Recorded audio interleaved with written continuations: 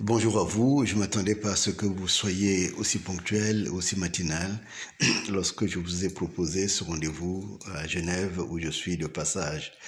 Euh, mais vous avez raison, le monde appartient à ceux qui se réveillent tôt.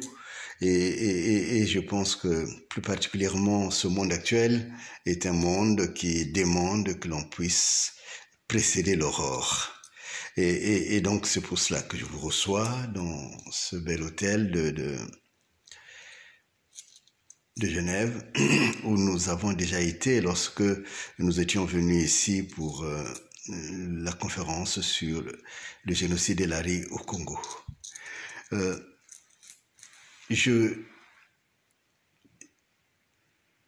prends plaisir à répondre à vos questions. La première question, c'est vous relevez la remarque d'un internaute qui disait que suis-je politique ou suis-je un pasteur? Et je réponds que je suis les deux. Je suis les deux et je le tiens du roi David, qui est très connu comme étant un grand serviteur de Dieu. Si nous avons des psaumes, nous les lui devons, mais aussi qui était un grand homme politique. Et même, il a laissé toute une descendance qui a exercé le pouvoir sur Israël.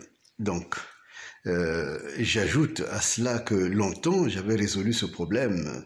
Pour moi, il n'y a point de dilemme, il n'y a point de problème, puisque Dieu, je l'avais dit, Dieu est politique. Et comme Dieu est politique, c'est lui le créateur du ciel et de la terre, c'est lui qui est notre créateur, mais c'est lui qui gère la création. Nous sommes sur la terre qui est son jardin. Et donc cette question ne se pose même plus. À cela, j'ajoute que lorsque je regarde méticuleusement la vie politique du Congo, les moments les plus grands du Congo, le moment de la prospérité à la fois politique et économique, ont été les moments où le Congo était entre les mains des chrétiens. Il y a eu l'époque de l'abbé Fulbert Youlou, où les institutions ont été posées, où la vie politique a été posée. Je regarde également la période du chrétien Massamba Deba, le protestant Massamba Deba, qui a été celui qui a mené, qui a fait goûter le début de la prospérité industrielle et économique au Congo. Et après, ça a été le saccage, ça vous le savez. Donc, il n'y a aucun complexe à ce que moi j'exerce des hautes fonctions, que je sois président du Congo. Donc, cela est un problème qui est totalement résolu, à la fois pour moi et aussi pour d'autres qui me suivent sérieusement. Après, vous venez me dire qu'il y a un grand problème, un désarroi énorme, parce que l'amendement de l'article 157 de la Constitution de Sassou Nguesso, depuis 2015, a été voté à l'unanimité par le Parlement réuni en Congrès. Et vous me dites c'est une catastrophe. Ce n'est pas une catastrophe. C'est une très très bonne nouvelle.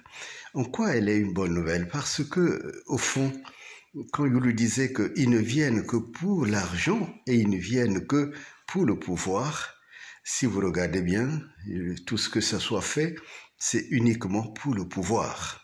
Et lorsque nous disions que ces gens ne sont ni des Mboshi, ni des Congolais, que ce sont vraiment dans leur comportement, même pas des immigrés, mais il s'agit des mercenaires. Et je crois que là, nous en avons la preuve, parce que Sassou fait tout pour ce garçon à qui il a donné tout l'argent du Congo, ce garçon qui a volé tout l'argent du Congo, il a donné tout cela entre les mains de ce Kiki, et même cette constitution dont vous parlez, qui est en train d'être manipulée, c'est la deuxième ou la troisième fois, il a fait au profit de Kiki, pour que ce soit son fils qui va continuer le sabotage du Congo. Donc, vous voyez bien que ça, ce n'est pas le comportement d'un homme politique, mais c'est un plus qu'un colonisateur, c'est vraiment quelqu'un qui n'est là que pour détruire le Congo. Et donc, s'il s'agissait d'Amboshi, j'en parlerai différemment. Il y a des grands hommes intellectuels que je respecte comme Obenga, comme beaucoup d'autres aussi d'ailleurs que je connais, avec qui je discute. Mais au fond, qui est-il Mboshi? Parle-t-il Mboshi? Ce sont des questions que peut-être on devrait maintenant se poser différemment. Donc, cet homme, Sassou, n'est venu que pour prendre le Congo, pour détruire le Congo, et vendre le Congo, et également pour que sa postérité s'installe durablement au Congo. Donc c'est une bonne nouvelle parce que ce qui était caché est maintenant venu à la lumière. La Bible dit bien, il n'y a rien de caché qui ne vienne à la lumière. Lorsque je parlais de cela, on semblait tous minimiser l'événement. Mais ce n'est pas un événement, c'est un avènement. On est en train de voir émerger véritablement la bête sur le Congo. Et il s'agit maintenant aux Congolais qui ont vu qui est vraiment Sassou de rejeter comme quand on rejette des chics, vous voyez, de rejeter Sassou parce que il ne travaille pas pour le Congo. Il travaille pour le pouvoir, il travaille pour l'argent du Congo. Et donc, si cet amendement n'était pas fait, n'était pas accepté, on allait dire que à côté de Sassou, il y a au moins des politiques, mais en réalité, et des parlementaires. Tous ont parlé la même voix. S'il y avait un seul qui avait dit non, on allait le glorifier. Mais c'est une bonne nouvelle aussi parce que, qu'est-ce que l'on voit? On voit bien que nous avons là un pays qui n'est protégé par personne. Que toutes ces personnes, vous voyez, on peut jeter un filet pour voir tous ceux qui ont fléchi les genoux devant Sassou et tous ceux qui ont détruit le Congo, qui ont ruiné le Congo. Allez voir leur portefeuille, vous verrez ce qui va augmenter dans leur compte. Tout cela, c'est l'argent du Congo. Ils ne sont tous que des voleurs. Tous. Aussi parlementaires qu'ils soient, aussi bien Sassou et toute sa clique, ce sont des voleurs. Donc, il faut que le Congo se décide, les Congolais, les vrais Congolais se décident à s'en débarrasser.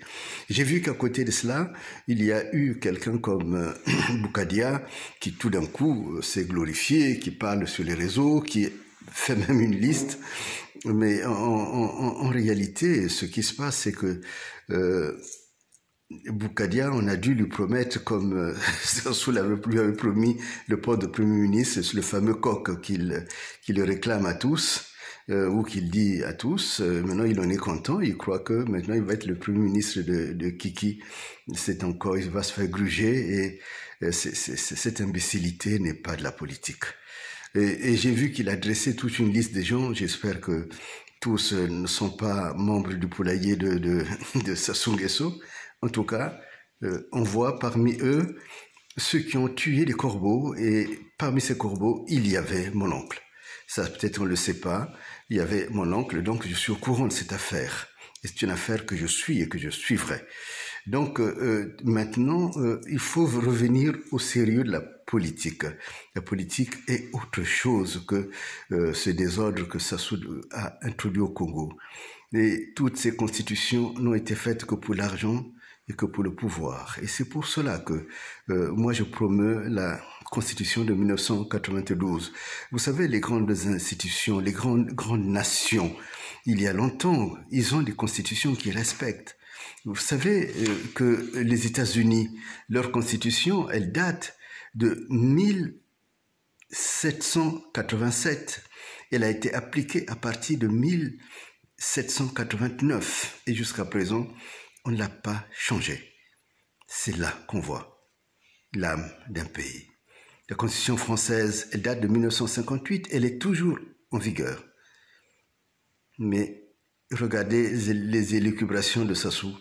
Depuis combien de temps il parle de ces constitutions? En réalité, il ne travaille que comme un Tchimpoumboulou, disent les Lari, un brigand. C'est vraiment un voleur et un brigand. Donc c'est important que le Congo l'ait vu et qui le voit maintenant, il peut voir qui est Sassou et le voir de ses yeux, des yeux des Congolais. Maintenant, c'est un grand sujet, un sujet de joie, que les Congolais sachent qui est en face. Et celui qui est en face est un voleur. Maintenant, on va finir un peu par un sujet qui me tient beaucoup à cœur. C'est depuis que la rumba congolaise a été admise au rang du patrimoine mondial, je suis très attentivement tout ce qui se passe dans le domaine culturel, parce que c'est un domaine de l'âme et qui me plaît beaucoup. On est en train beaucoup de parler de Bukoko et je dois dire que Roga Roga nous a étonnés parce que, et d'abord il y a une belle promotion qui se fait et qui va continuer de se faire. Comme il dit lui-même, Tozalaki Kozalaye et pas Tomesana, non, et pas hier. C'est lui qui nous a habitués à nous mettre dans la légèreté. Mais là, il vient de produire une œuvre majeure. Il faut le reconnaître et je le félicite beaucoup. Donc, le Congo, vive le Congo, et rien que le Congo. Nous bâtirons de nouveau, mais vraiment, le vrai Congo. Je vous remercie beaucoup, mesdames, et je vous laisse faire vos courses et